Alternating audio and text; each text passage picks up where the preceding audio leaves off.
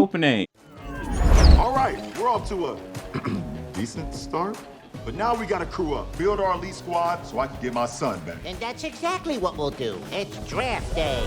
Did it work? And then some. You won't be needing those heels anymore. Peggy? Wow. I'd call this an absolute success.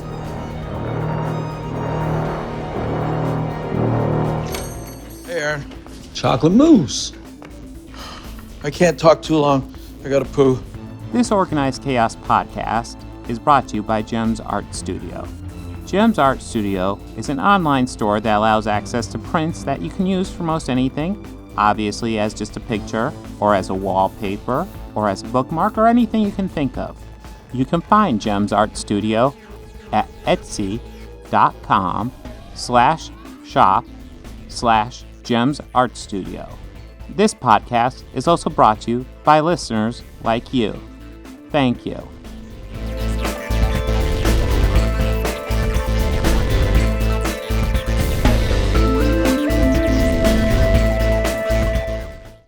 All right. Yes, I want to do some Q&A. Let me dig that up. Yeah, let's get him shaven off of there. No, I'm going to leave it on there, man. It is very nice to see, Nicolas Cage wearing his mask when he's out in public. Yes. I remember that meme. Yes. He looks very respectable. So, I asked my main channel if they have any questions for us. So, we got a few here. All right. I meant to do images for this, but this is what happens when you do everything last minute. Not everything comes together perfectly. And you're probably thinking, this podcast is so professional. How could things not come together perfectly? Yeah. Truth is, really, I'm just in that closet behind Bob. Oh my God. Don't spoil it. I get bread keels. All right. It's nice. The first question is from some random guy on the internet. That's his actual username. He comments a lot. I think he's probably one of my guys who's on my videos fairly often. All right. Would you categorize The Incredibles as an honorary comic book movie due to it heavily basing its source material on Golden Age of comics? Yes. Well, you see, it all time depends for me. Technically, no, but really, yes. I mean, by that logic, yeah, traditionally that does make sense. Mm-hmm. However, I see a lot of them as kind of like amalgamations of heroes and villains throughout like a wide history of comics, probably. Well, there's also I want to say just two of them. Two of the Incredibles are very much based on the Fantastic Four, and the whole premise is obviously a Fantastic Four thing. Yeah, it's like the super family. Yes. Well, I mean, let's see. Violet is based off of Sue a little bit. The kid, he's super, super fast, but that's kind of more like the Flash. The dad is like a human Hulk. Yeah, the dad's essentially Superman, and the kid's the Flash. But the mom... the dad can't fly. You're right, he can't. Not technically, so he's like a human Superman or Thing. Yeah. I guess you could say he's like the Thing, except he's not rocks. So the only really offshoot would be, because obviously Elastigirl is Mr. Fantastic. So yeah, the only offshoot is Dash, which I will say this: The Incredibles is by far the best Fantastic Four movie ever made. Yeah. Roger Corman's. I didn't. You know what? That one might be more entertaining, but this is the best, actual, quality made one. Yeah, of course it's entertaining. It's Roger Corman. Well, yeah. Some random guy on the internet snuck a second question in there. What's your favorite comic? I know, he's so sneaky. What's your favorite comic book movie and why? So I'll go ahead. I think it almost has to be Spider-Man 2. There's lots of close contenders, but which one's my personal favorite? I gotta love Spider-Man 2. The train sequence is amazing. Lots of people dump on the fire scene where he rushes into the building without his powers, and I love that scene because that's really the scene where he realizes, he has to be a hero no matter what. And then, like, it's so sad at the end, and they milk it, but it's perfect for a comic book movie where they say, hey, there's a couple people who died on the top floor. You just get the look on his face like, God damn it, if I had my powers, that wouldn't be a thing. I love that movie. I think there's a lot of heart. His whole, like, journey of choosing to be Spider-Man. It's just something I really love. What would be your favorite, Bobby? That's a tough one. That is a very tough one. But overall, Superman 2. Donner cut or original? Donner. Okay. Even the Donner's without the plastic S, isn't it? Yes. Yeah, that's what I thought, yeah. No, the Donner cut, they actually edit out the weird powers in the Donner cut fairly effectively. Yeah, I mean, the plastic S, they just, what the fuck is that? But Superman 2 overall is still just a great superhero film. It tackles like one of the most common, like, you know, routes that a lot of these take is the hero themselves balancing the alter ego with the superhero and finding the common balance so that they can exist as well as both. It tackles that. It tackles him, you know, living without his powers. It hits a lot of the tropes that so many different movies in the future would copy and paste, essentially. My God, you just made... I don't know if I ever made this connection. How similar Superman 2 and Spider-Man 2 are in a lot of, like, essentially the hero's story. Yeah. Giving up the powers and then deciding you can't do that. And then... Yeah, but Spider-Man didn't web sling across the whole planet and make time go backwards. Well, that's a point in Spider-Man 2's favor, in my opinion, so... I agree. Oh my God. And then Superman didn't fucking stop a train, and that's still fucking impressive. Yeah. The thing I like, there's a scene that, and I'm going to talk about Spider-Man 2 for a quick second, because I also really love that train scene too. Mm-hmm. But like the thing that I liked about it is how like they carry him back after it stops, and they all see like, you know, he's just a kid. Yeah. And they just hand him the mask. Mm-hmm. Like that's just powerful. Yeah, that moment where, they just see like in that moment you realize that people are looking at him. And it's like this isn't just some generic like nobody. This is just a person who's doing this shit, who just risked his life to save all you people. And yes, it's a very touching scene. And small critique of Spider-Man 2, but it was every film at the time. Since it took place in New York, and 9/11 had still very fresh in the whole country's mind, there was like that, you know, defiant New York City unity, which is great, but at some points in movies it did get a little ham-fisted, and that little scene is like, you know, like the one in the first one, little ham-fisted there. I will say this though, I feel like that scene was gonna age better than the one in the first one, and later in the third one when he's in front of the American flag. But yeah, those Spider-Man movies do milk that. And I feel like it's partially because the first teaser for the first one famously had the two towers in it. With a giant web in between them? Yes, and it was released I don't know if it was right before, but it was maybe like a month before the towers went down. It was just like, oh shit. I mean, they went back and had to cut it out of the film. Yes, they did digital stuff in that first one. But yeah, and I think that's kind of why that's so strong. That's so prevalent in those Spider-Man movies in particular. They kind of do milk in other movies, but those Spider-Man movies kind of, I think they feel extra burdened to make sure to do it. But still, Superman 2, definitely my favorite. Yeah. Well, Superman 2 also, I want to talk about Superman 2 a bit now, too. Because that Donner cut, with the exception of the ending still sucks for the Donner cut, and the ending sucks in the original. Yeah, it still sucks. That being said, everything leading up to the ending in the Donner cut is so much better than the original. Because the original, it's like they have this cool story, but the original is so clunky and so, like, feeling the need to force jokes. And I don't think Richard Lester did any research about the power set of these characters or anything, because they're just doing whatever the fuck the script asked them to do. Yeah. And then they really did whatever the fuck they wanted with the fourth one, but that was because the Mochas from Canon owned it, and if you know anything about Canon film, I feel like There's a decent chance we'll discuss the fourth one more in detail in this podcast at some point. Oh, yeah, we'll get into that one. So does some guy on the internet, did he sneak a third one in? No, we just have other questions. Okay, Will Henry, what are my thoughts on anime?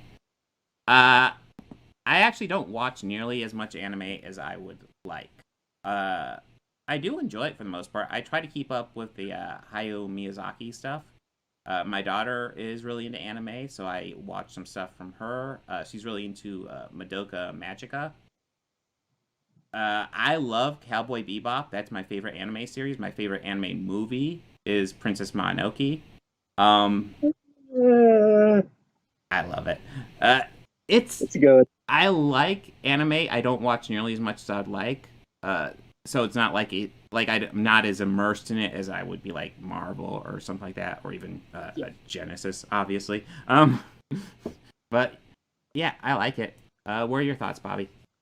I'm kind of a fuddy-duddy when it comes to anime. There's like probably 2 or 3 series that I really, really love and have gotten into and will watch, but they are ironically just short-lived ones. Like, I really love Samurai Champloo, Samurai 7, but I'm also super into that history of feudal Japan and the samurai. Like, that way of life is the shit, in my opinion. Like, it's I feel a lot of people be better, but that's just me getting into my own ethics. Well, you just named 2 animes I know of and I've heard of and I've always meant to look into, but haven't.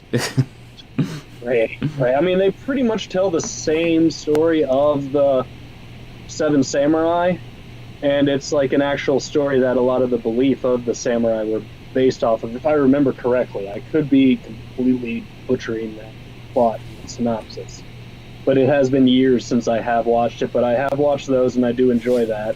A few of the other, I guess, like the newer DC animators are kind of like that anime style. I like that, but I mean, of course I've seen Akira, but I'd say my favorite would probably be either, it's a tie between Howl's Moving Castle or Spirited Away. And it just, like, I think for Spirited Away is more nostalgia than anything else. Yeah, I'm in the minority. I never was into Spirited Away. I felt like there's not much story there at all, and that always drove me nuts. The idea of it, and visually it was beautiful, well, too. Visually, I mean, Miyazaki is always visually beautiful. Well, yeah, and of course we both say our favorite films are Miyazaki films. Well, he is like the gold standard of anime.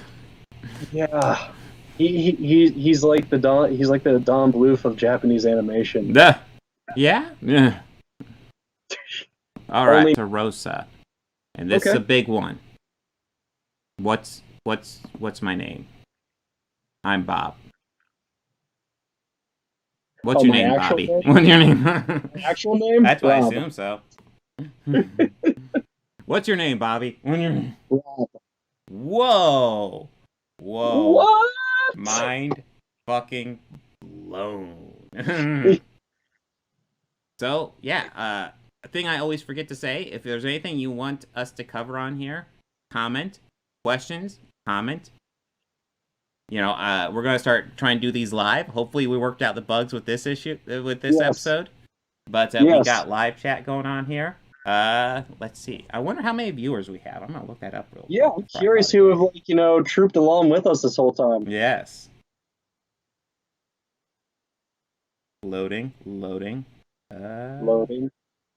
Enhance. No. Oh, now it's just playing? That's not what I want. Oh, I'm not in the actual app. Well, while you're doing 2 views. Whoa. Ooh. Whoa. Rocking it. One day we'll hit those double digits, and then we know we got made. It'll be amazing, yes. Well, I'm going to do a quick little plug and a self-promotion here. Go for it. Starting in September, my YouTube channel, which we can make sure that we get a link down there for it, maybe. It's in the defaults. But, yeah. But, yes, mine will I'm going to start with a live, or not live, but we're going live, and I'm going to start premiering all of my true crime videos and true crime podcasts from the first season, which is currently available up on Facebook. You don't have to pay. You could just go and binge it right now and then just tease your friends when it comes out saying, oh, I've seen this. But coming up now, I'm currently writing the second season of that. I had to start from scratch because I fell into a rabbit hole that absolutely led nowhere, and I'm very disappointed at myself. Those are the worst. Yeah, and I was almost ready to connect every single episode. So that's why I had to start from scratch. Harebrained, QAnon, craziness, BS. Oh, God. But yes, I'm going to have another fake horror doc. I know I've talked about it. This one's planned. I just need to film it and slap some paste on it and publish it. And that is where I'm at with some of my content. Awesome. So, Yes. on my channel, I'm going to finish up the script for my DCEU ranking, because that video came together rather quickly. So there's a decent chance I'll probably get that. I'll probably just do a podcast clip next Friday, but then a week after that, I'll probably do the official DCEU ranking. The Suicide Squad versus Guardians of the Galaxy 2. I still want to get that put together, so that's probably going to come out probably another month at least till that one. Time is fucking evil.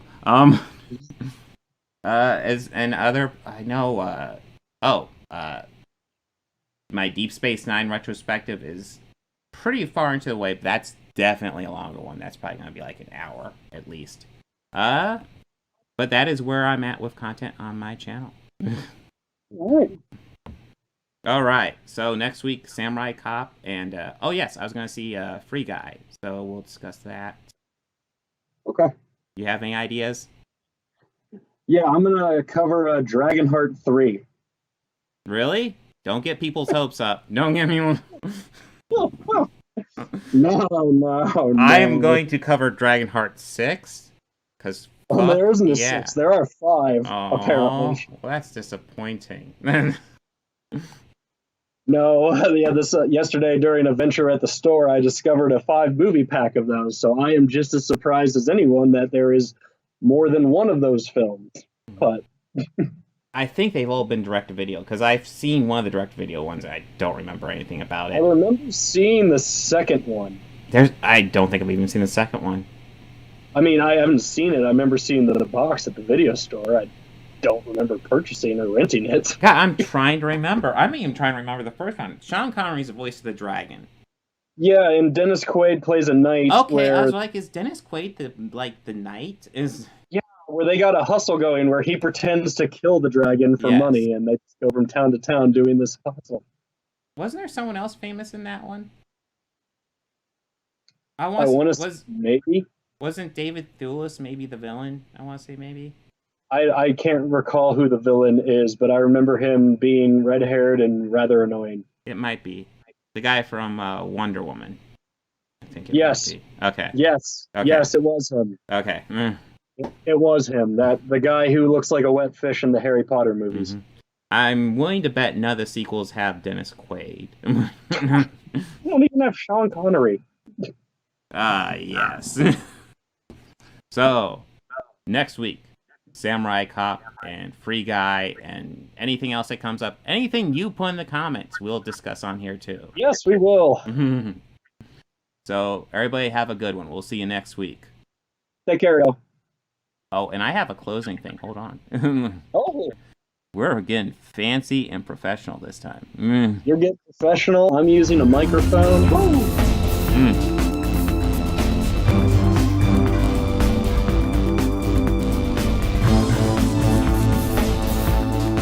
I want to go ahead and add some audio credits at the end here.